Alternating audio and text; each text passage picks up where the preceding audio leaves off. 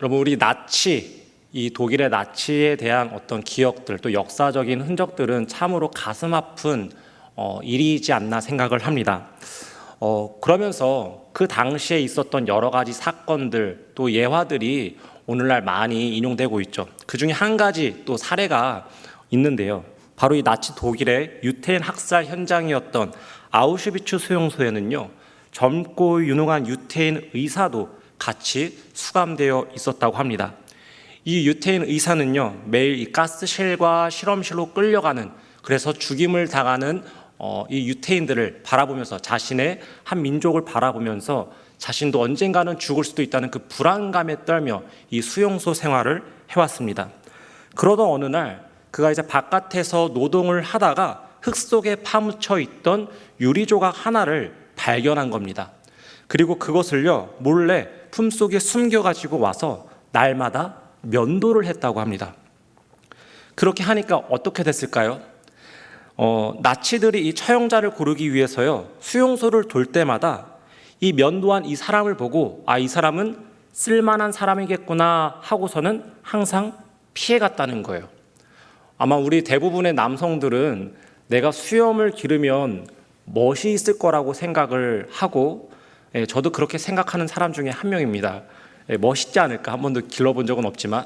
그런데 그렇지 않겠죠. 특히 수용소에서 제대로 씻지도 못하고 수염이 덥수룩하게 났다면 그 사람의 존재 가치가 얼마나 보잘것없이 보였겠습니까? 아마 그런 사람들을 잡아다가 제일 먼저 처형장에, 또 실험장으로 끌고 갔던 것 같아요.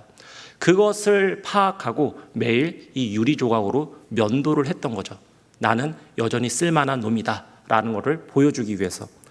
결국 이 의사는요, 나치 독일이 완전히 전쟁에서 패하고 나서 이 수용소에서 해방을 경험하게 되었고, 이후에 나와서 이 전문 의사로서 훌륭한 성공을 했다고 기록을 하고 있습니다. 이 이야기에서 저는요, 두 가지의 어떤 신앙적인 교훈을 좀 생각을 해봤는데요. 첫째는 이 나치군의 패망의 때를 알 수 없이, 그래서 기약할 수 없는 이 해방의 날을 기다렸던 이 유태인 의사처럼 신자들 역시 하나님의 때를 알 수 없어 기약 없는 고난을 겪어야만 하는 것 아닌가라는 생각을 해봤습니다. 그리고 두 번째 교훈은요, 그럼에도 우리는 이 수용소에 수감된 의사가 겨우 면도하는 행위였지만 그 일을 날마다 성실히 최선을 다해서 행했기 때문에 목숨을 부지하고 해방의 날을 맞이했듯이 성도 역시 하나님의 때를 기다리면서 우리에게 주어진 작고 볼품없는 일들 역시 성실하게 해나가는 것이 바로 우리가 감당해야 할 최선이 아닌가, 또 그럴 때 우리가 진정한 하나님의 복을 누릴 수 있게 되지 않을까, 그런 생각을 해봤습니다. 오늘 말씀에는요, 바로 이 두 교훈을 붙들고 살아갔던 선지자 느헤미야가 등장을 합니다. 느헤미야는요, 무너진 예루살렘 성전의 재건의 때를요, 기약 없이 기다리지만 바로 그날을 위해서 최선을 다해 하루하루 자신의 삶을 살아왔던 인물이었습니다. 바로 그 삶을 우리가 함께 돌아보면서 그 가운데 임하신 하나님의 은혜와 섭리를 발견했으면 좋겠습니다. 오늘 본문을 보기 전에 먼저 시대적인 상황을 잠깐 살펴볼 텐데요. 예루살렘 성전이 파괴된 이후에 하나님이 이 성전을 재건하시기 위해서 3명의 지도자를 중심으로 그 사역을 진행하시죠.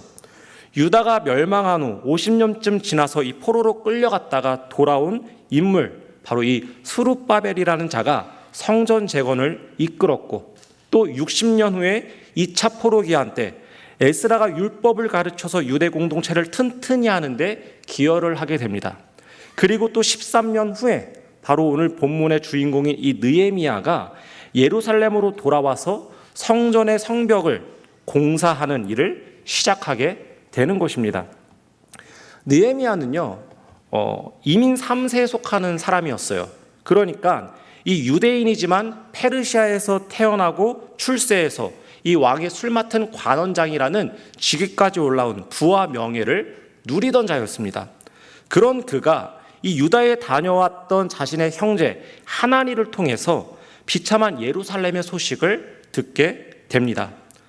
비록 이민 3세지만 이 유다와 예루살렘을 가본 적도 없고 민족의 고통을 직접 경험해 보지도 못했지만 느헤미야는 아마 자신의 민족의 그 역사를 기억했었고 또 그것에 대한 민족에 대한 애정과 또 긍휼한 마음이 있었던 것 같아요. 그래서 성경은요, 이 소식을 들었던 느헤미야가요, 슬퍼했다고 기록하고 있습니다. 그리고 하나님의 언약에 의지해서 예루살렘 성벽 재건의 소망을 갖기 시작했다는 거죠. 오늘 2장은요, 바로 이 성전 재건을 위해서 드디어 이 느헤미야가 페르시아의 왕이었던 아닥사스다에게 나아가는 사건으로 이야기가 시작됩니다. 이 아닥사스다 왕의 만남은요, 바로 이 성벽 재건을 시작하는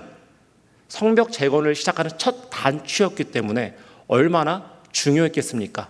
그리고 바로 이 아닥사스다 왕의 결정에 의해서 성벽 재건이라는 이 하나님께서 주신 소명이 좌우되는 그런 일들이 일어날 수도 있는 상황인 것입니다. 바로 그 상황에 이 느헤미야가 어떠한 방식으로 어떠한 태도로 하나님의 뜻을 이뤄갔을지 다시 한번 본문을 보도록 하겠습니다. 2장 1절을 보면요, 제20년 니산월이라는 유대력이 등장을 합니다. 앞서서 또 1장을 보면요, 1장에 시작할 때도 마찬가지로 기스럴이라는 이 유대력으로 느헤미야 1장이 시작되는데요. 기스럴은요, 오늘날의 달력으로 치면 우리가 11월부터 12월 사이라고 볼 수가 있고요. 니산월은요, 바로 3월과 4월 사이라고 볼 수가 있습니다. 그러니까 지금 1장에서 2장까지 넘어온 동안 대략 어느 정도의 기간이 지난 걸까요? 4개월 정도, 약 4개월 정도가 지난 거죠. 그러면 이 4개월이 지나는 동안 느헤미야는 성벽 재건을 위해서 어떤 일, 무슨 일들을 했을까요? 그냥 하루하루를 평범한 일상을 지내면서 묵묵히 기다려옵니다. 그런 생각도 해볼 수 있겠죠. 빨리 왕에게 나아가서 간청해서 예루살렘으로 출발하면 얼마나 좋았겠습니까? 그런데요, 느헤미야가 이것을 함부로 이 아닥사스다 왕에게 말할 수 있는 그런 상황이 아니었습니다. 왜냐하면 그 전에 이미 아닥사스다 왕은요, 조서를 내려서 성벽 재건을 막았던 전례가 있었던 인물이었기 때문에 그 왕에게 다시 내가 성벽 재건을 하고 싶습니다, 이것을 허락해 주십시오라고 한다면 어떻겠습니까?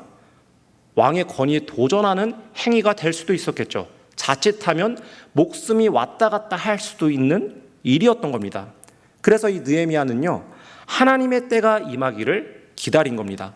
여느 때와 같이 자신이 맡은 바 일들, 매일 왕에게 포도주를 따르면서 술관원의 역할을 묵묵히 감당하며 성실히 감당하면서 그 때를 기다렸다는 겁니다.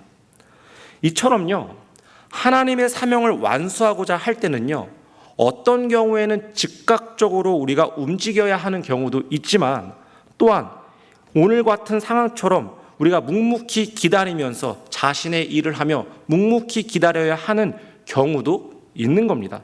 왜냐하면요, 하나님은 자신이 정하시고 계획하신 때에 그 일들을 시작하시기 때문이라는 거죠. 그런데 우리는요, 어떻습니까? 하나님의 시간, 하나님이 정하신 때를 기다리는 것보다 자신이 합리적으로 정한 시간과 기대하는 그날, 그때에 움직이려는 경향들이 훨씬 많이 있죠. 그러다가 자신이 정한 때 아무것도 이루지 못하고 시간이 그냥 지나가 버리면 좌절하고 낙심을 하게 되는 그런 일들을 반복하게 됩니다. 우리가 기대하는 때에 이루어지지 않았기 때문에 그런 거죠. 그러나 성도는요, 어떠한 사명이 맡겨지든 간에 그것이 가정에 대한 사명이든 직장이나 교회이든 하나님의 때를 기다리는 지혜와 인내가 필요하다고 오늘 본문이 우리에게 말씀을 하고 있는 겁니다. 참 신기한 건요, 하나님의 때가 되잖아요. 그러면요, 똑같은 말과 행동인데도요, 사람들이 움직이기 시작한다는 거예요. 모세가 그랬죠. 모세는요, 출애굽에 대한 사명을 갖게 됩니다. 누구의 생각인가요?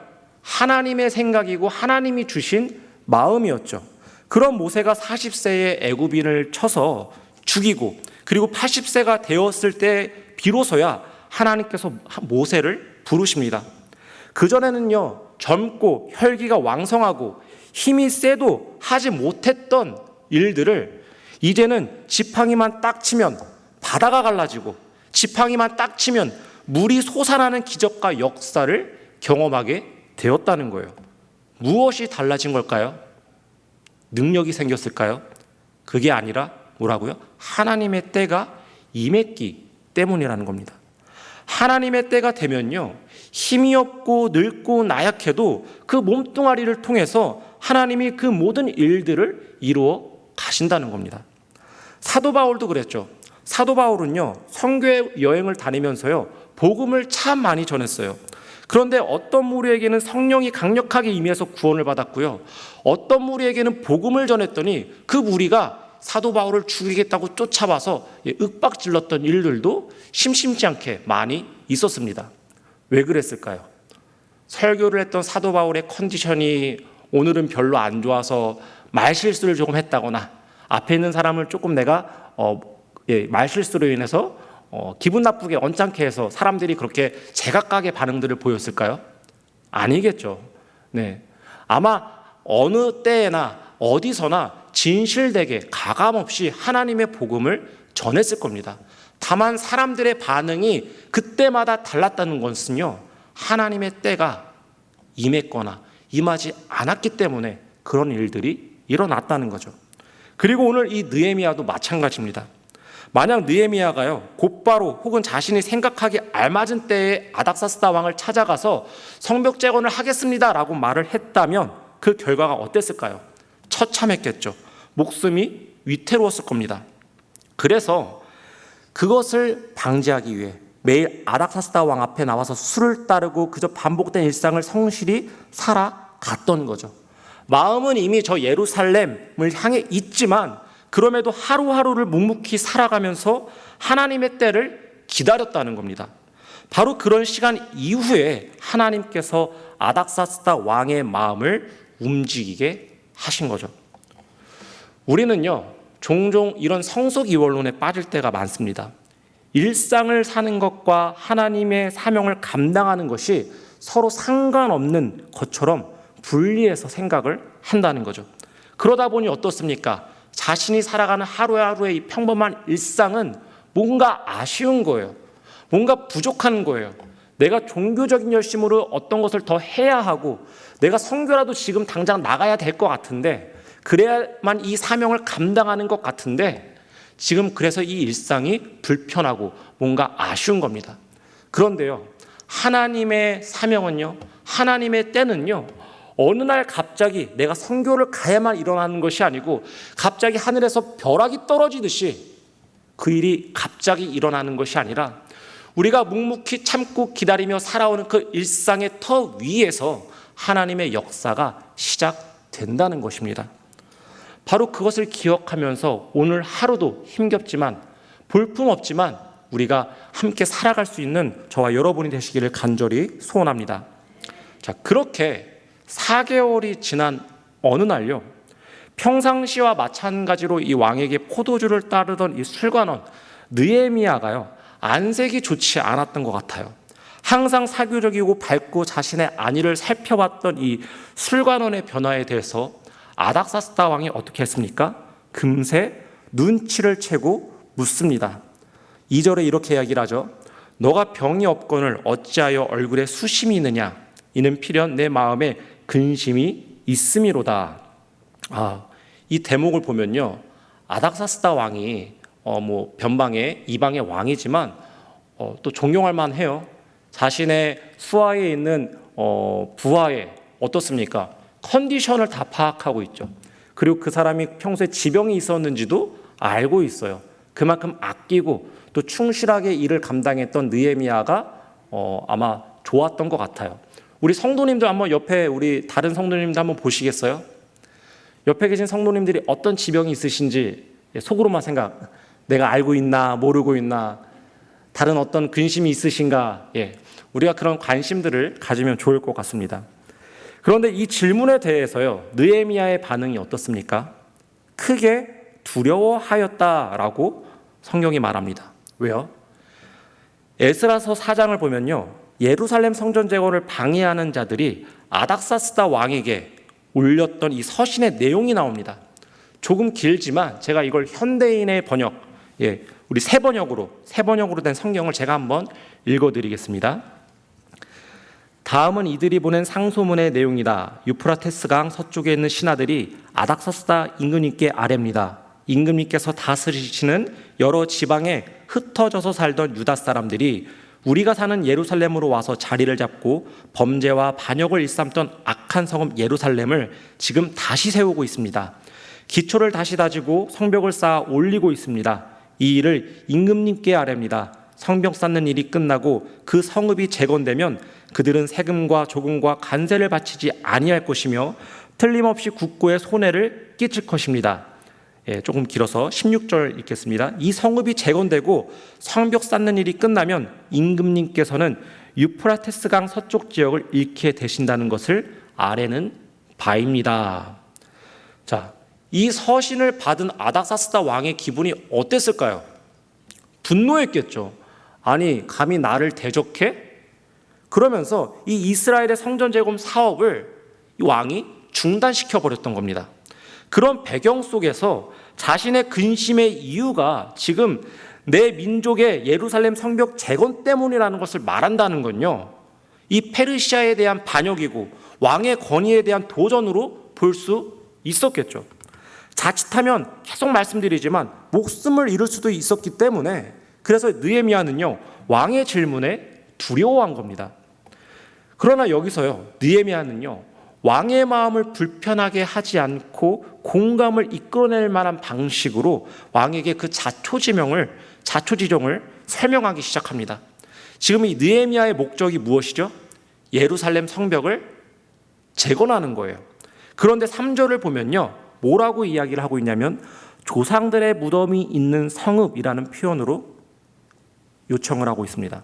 또 5절에도요 왕에게 간청할 때 나를 유다 땅 나의 조상들의 묘실이 있는 성읍에 보내어 달라고 간청을 하고 있습니다.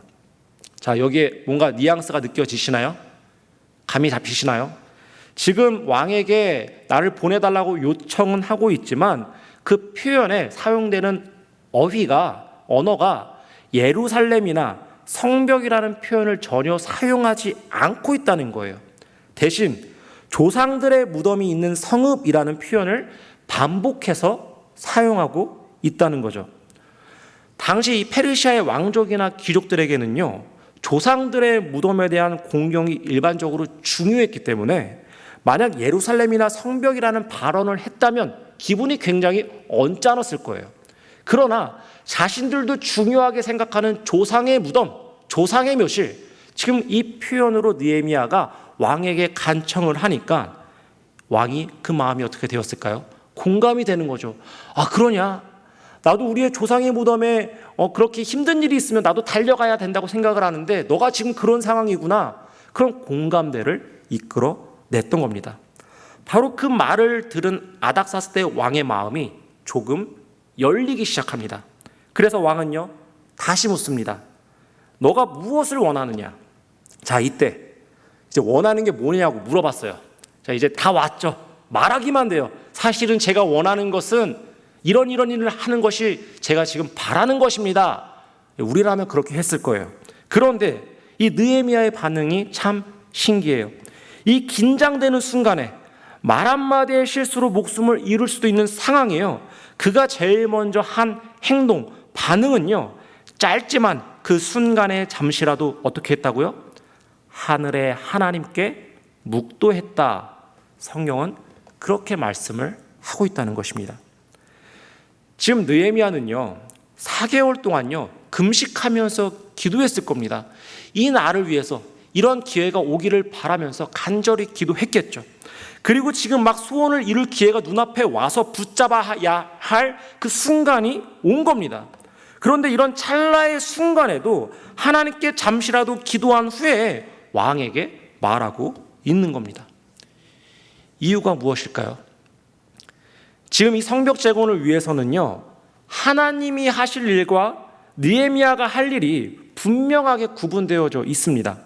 느헤미야가 할 것은요 왕 앞에 나아가고 그에게 지혜롭게 이야기하는 정도겠지만 정작 아닥사스다 왕의 마음을 움직이는 것은요 오직 누가 가능하다고요? 하나님만이 하실 수 있는 일이라는 거예요. 느헤미야는 알았던 거죠. 왕의 마음을 움직일 수 있는 힘은 내가 표현을 잘하고 언어를 잘 써서 하는 것이 아니라 그 마음을 바꿀 수 있는 힘은 나에게 없다는 것. 오직 하나님만이 그것을 하실 수 있다. 그래서 마지막 순간에도 하나님이 하실 일을 신뢰하고 그의 마음을 하나님께로 틀어달라고 기도하고 있는 것입니다. 아까 제가 뭐라고 말했습니까? 느헤미야의 수심이 가득한 표정을 보고 왕이 이 자식 너가 지금 나를 보좌해야 할 녀석이 지금 이런 표정으로 내 앞에 나와 있어? 혹은 내가 중단한 공사를 다시 시작하겠다고 이런 생각과 마음을 먹었다면 끝나는 거죠. 그런데 바로 이 순간에 하나님께서는요, 아닥사스다 왕의 마음을 어떻게 하고 계십니까?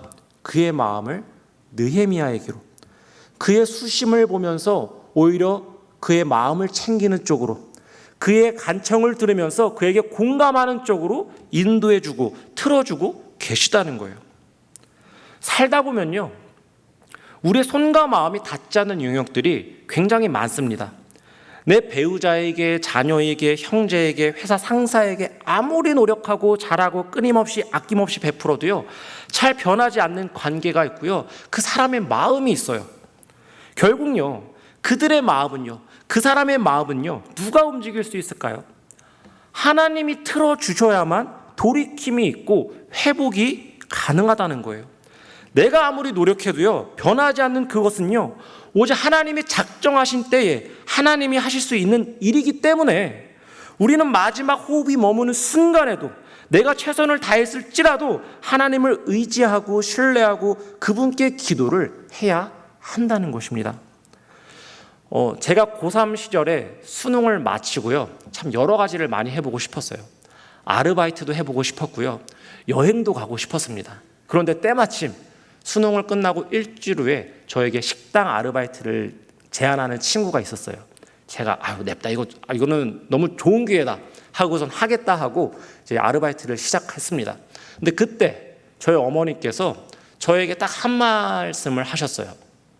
태진아, 물론 수능이 끝났지만 아직 결과가 안 나왔으니까 그냥 조용히 기도하면서 기다려야 되지 않겠니? 라는 이제 이야기를 하신 거예요.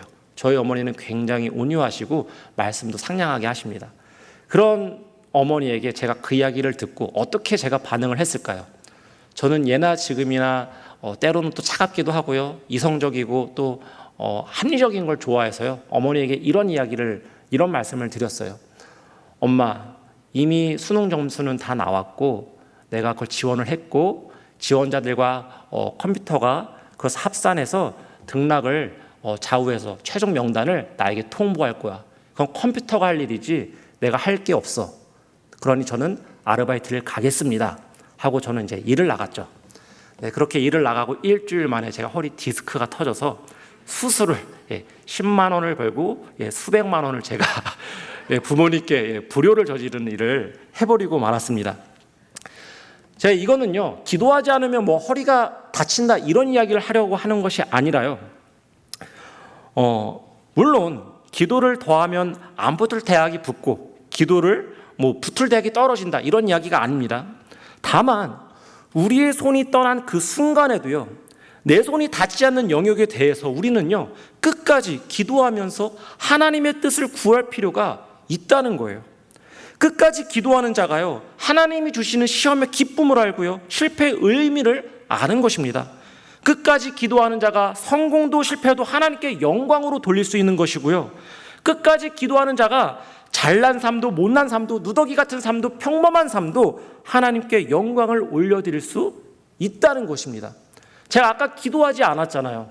그리고 제가 수능이 다 떨어졌어요. 그 실패를 하나님께 영광을 돌려드릴 수 있었을까요? 1년 동안 하나님 욕하고 부모님 욕하고 제 처지를 욕하면서 방황을 했습니다. 왜 그랬을까요? 기도하지 않았기 때문에. 기도하지 않았기 때문에 그 실패를 하나님께 기쁨으로 올려드리지 못했던 거죠. 사랑하는 성도 여러분, 우리 인생에서요, 느낌표, 쉼표, 마침표 찍히는 순간이 참 많습니다. 그럴 때 우리가 어떻습니까? 인생에서 들뜨거나 당황하거나 그런 경우가 많이 있죠. 그러나요, 그럴 때마다요, 우리의 마음을 다잡고요, 어떤 상황이든 간에 이것이 마지막 절호의 찬스라고 하는 그 순간에조차도요, 하나님께 기도하는 저와 여러분이 되시기를 주님의 이름으로 간절히 소원합니다. 그래서 어떠한 결과를 통해서라도 하나님께 영광을 올려드리는 축복된 자녀들이 되기를 주님의 이름으로 간절히 축원합니다. 이어서 5절 이하를 한번 보겠습니다. 자, 왕이 무엇을 원하느냐는 질문에 느헤미야는요, 조심스럽게 예루살렘 성읍 건축을 허락해달라고 요청합니다. 그러자 이 왕이 의외로 긍정적인 반응을 보이기 시작했어요. 그리고는 6절에서 이런 질문을 던집니다. 너가 몇 날에 다녀올 길이며 어느 때에 돌아오겠느냐? 자, 이게 무슨 말일까요? 이 일을 마치기 위해서는 어느 정도의 기간이 필요하냐고 지금 느헤미야에게 묻는 겁니다. 그러자 이 느헤미야의 대답이 어떻습니까? 잘 보세요. 6절의 끝에 보니까 그 기한을 구체적으로 정해서 왕에게 알려주었다, 그렇게 기록을 하고 있습니다. 우리 한국인의 정서에서요, 숫자는요, 이 뭉뚱그려서 사용할 때가 굉장히 많이 있죠. 자, 남편이 집안에 중요한 행사가 일어나서 이제 이렇게 손님들을 모시고 오게 되었어요. 그래서 아내가 음식을 준비해야 합니다. 여보, 다음 주에 집에 손님이 몇 분 정도 오실까? 음식을 몇 인분 정도 준비하면 돼? 그거 한 10에서 20분 정도 하면 되지 않을까? 라고 이야기를 하는 거죠. 자, 10인분과 20인분은 음식을 준비해 본 사람은 다 알죠. 하늘과 땅끝 차이입니다. 예. 자, 잔치를 여는데 우리 손님이 몇 분이나 오실까요? 한 50에서 한 100명 정도 오실 것 같은데요. 네, 너무나 큰 차이가 있는 거죠. 왕이 물어봅니다. 공사가 얼마나 걸리겠어? 한 4, 5년 걸리지 않을까요? 이런 게 아니라는 거죠. 지금 이 왕 앞에서 약속해야 하는 그 시간은요, 무엇보다 구체적이고 정확해야 하는 겁니다. 예루살렘 성벽을 재건하기 위해서는요, 성벽의 전체 면적, 길이, 높이, 전체 이 면적을 알아야 되고요. 그래야만 거기에 필요한 인력과 중장비, 목재, 약이 계산이 되고, 또한 이 공사 기간이 얼마나 걸릴지 파악이 되는 겁니다. 이것을 알고 돌아올 기한을 정한다는 것은요, 지금 이 찰나의 순간에 내가 생각해서 말할 수 있는 게 아니라는 거예요. 그런데 이 느헤미야는요, 아닥사스다 왕의 갑작스러운 질문에도 불구하고 마치 기다렸다는 듯이 이 모든 것을 정확하고 구체적으로 이야기를 하고 있는 겁니다. 근데 뿐만 아니라 7절과 8절을 보겠습니다. 7절에서는요, 강 서쪽에 있는 총독들에게 내리는 조서를 요청하고 있습니다. 페르시아 제국은요, 당대 어떤 나라보다 많은 땅을 차지한 나라였어요. 지금 이 수산궁에서 1300km 떨어진 예루살렘으로 가기 위해서는요, 수많은 소국의 총독들을 만나서 허락받고 통과해야 하는 거예요. 그래서 느헤미야는요, 이를 위한 조서, 내가 이 많은 소국들을 통과해야 하는 비자를 발급해달라고 거기까지 요청을 하는 겁니다. 그리고 8절은 어떻습니까? 이 살림을 관리하는 아삽에게도요, 소개장을 보내서 세계의 주된 건축계획, 즉 이 대문과 성벽과 자신의 거처를 건축하는 데 필요한 이 목재를 조달받게 해달라고 지금 간청을 하고 있는 거죠. 사랑하는 성도 여러분, 어떻게 왕의 갑작스러운 질문에도 이러한 상세한 요청을 할 수 있었을까요? 하나님께 사명을 받은 후 지금 4개월 동안 느헤미야는요, 기도만 한 것이 아니었다는 거예요. 열심히 기도했죠. 그리고 묵묵히 기다렸죠. 그런데 그 기다리는 순간순간에도 하나님의 그 뜻을 구하고 하나님의 의지를 구하면서 하나님께 매달렸습니다. 그런데 그것뿐만이 아니라 아직 예루살렘 땅을 밟아보지는 못했지만 머릿속으로 수십 번, 수백 번 그곳을 다녀온 거예요. 내가 그곳을 갈 때 어떤 것이 필요할 것이, 어떤 재원과 어떤 인력들이, 그곳에 어떤 우여곡절들이 있을지를 지난 4개월 동안 준비하면서 모든 것들을 차곡차곡 쌓아왔다는 거죠. 우리는요, 열심히 기도합니다. 수요 예배 때도 나와서 기도를 하고요. 오늘도 우리가 이 말씀이 끝나면요, 약 40분가량, 또 그 후에 마친 이후에 1시간 이상씩 우리가 더 기도하고 가실 분들도 많이 있을 거예요. 그런데요, 열심히 기도하는데 문제가 하나 있습니다. 바로 기도만 한다는 것이에요. 하나님께서 하시는 것이니까, 하나님이 하시는 일이니까 나라를 위해서도, 가정을 위해서도, 직장을 위해서도, 자신의 미래를 위해서도 하나님께 간절히 기도를 드리지만 정작 그 삶을 위해서는 노력하지는 않는다는 것입니다. 오늘 말씀은요, 바로 그런 우리의 모습을 지적하고 있는 거죠. 하나님이 하시는 일이 있다면 더불어 어떻게 해요? 우리가 그 일을 위해서 해야 할 노력과 책임과 의무가 있다고 말씀을 하시는 겁니다. 다시 말해서 하나님의 때를 기다리면서 기도하면서 더불어 우리가 그 일을 위해서 해야 할 일들을 철저하게 준비하라는 것입니다. 건강이 회복되기를 기도한다면 술과 담배를 끊고 운동을 해야 되는 거겠죠. 가정의 평화를 원한다면 그것을 위해서 가족의 안위를 더 살피고 더 다정다감한 말과 표현으로 내 남편과 자녀들을 돌봐야 되겠죠. 또 아내를 돌봐야 되겠죠. 또 건강한 교회를 갈망한다면 내가 건강한 교회의 일원으로서 경건한 삶을 살아가야겠죠. 나라의 안정과 평안, 건강한 사회를 위해서 우리가 기도한다면 우리에게 주어진 이 사회의 책임과 책무를 다 해야 되겠죠. 느헤미야는요, 불철주야로 금식하면서요, 하나님께 기도하면서 찰나의 순간에도 묵도하면서까지 하나님을 의지하며 나아갔지만 더불어 이 일을 위해서 왕의 갑작스러운 질문 앞에서도 이 즉각적으로 대답할 수 있을 만큼 철두철미한 이 계획과 준비를 해왔다는 것입니다.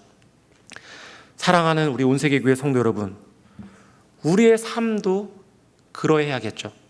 우리가 하나님의 역사를 경험하지 못하고 하나님의 일하심을 보지 못하는 것은요, 하나님이 부족하시거나 하나님이 우리 삶을 방관하시기 때문이 아니라는 겁니다. 우리가 하나님의 역사를 담아낼 준비가 되어 있지 않는 경우가 훨씬 많이 있다는 거죠. 우리가 오늘 이 밤에 함께 기도할 때요, 하나님의 때를 기다리면서 우리가 교회를 위해서, 가정을 위해서, 생업을 위해서 철저하게 준비해야 할 것이 무엇인지, 그리고 그것을 감당할 수 있는 성실함과 지혜와 건강을 달라고 기도하기를 간절히 소원합니다. 우리가 한국교회 그런 이야기 많이 하죠. 저는요, 이제 저도 사실 그런 사람 중에 한 명이었습니다. 한국교회는 이렇다 저렇다. 근데 그 한국교회가 누굽니까? 우리 자신이죠. 우리가 교회의 일원으로서, 교회로서 온전히 살아가면 한국교회는 온전한 교회가 되는 것입니다. 우리가 타자화되어서 마치 나는 다른 사람인 것처럼 다른 이들을 비방하는 것, 이제는 거기서 우리가 한 발자국 더 나아가서 회복을 위해 준비하는, 가정의 회복, 교회의 회복, 나라의 회복을 위해서 준비하면서 철두철미하게 살아가는 사랑하는 성도님들이 되시기를 주님의 이름으로 간절히 축원합니다. 한 가지 예화를 드리고 말씀을 마치도록 하겠습니다. 여러분, 허드슨 테일러 선교사님을 잘 아시죠?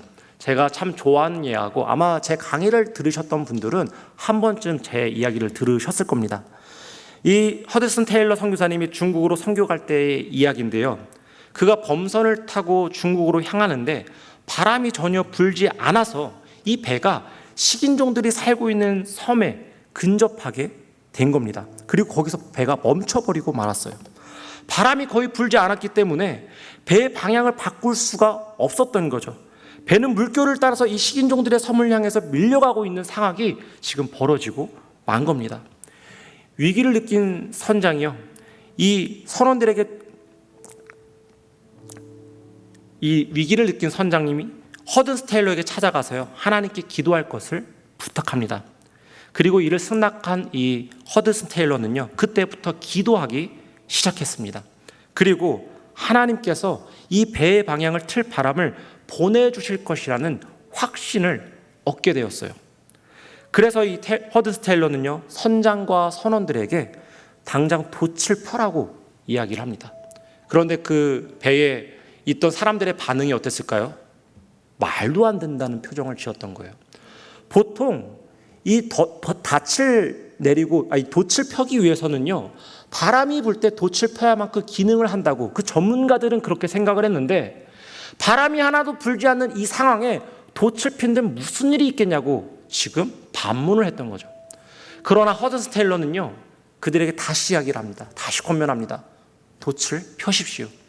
그래서 사람들은요, 이 돛을 펴기 시작을 합니다. 그리고 그 돛을 다 폈을 때 그 순간 바람이 불기 시작했습니다.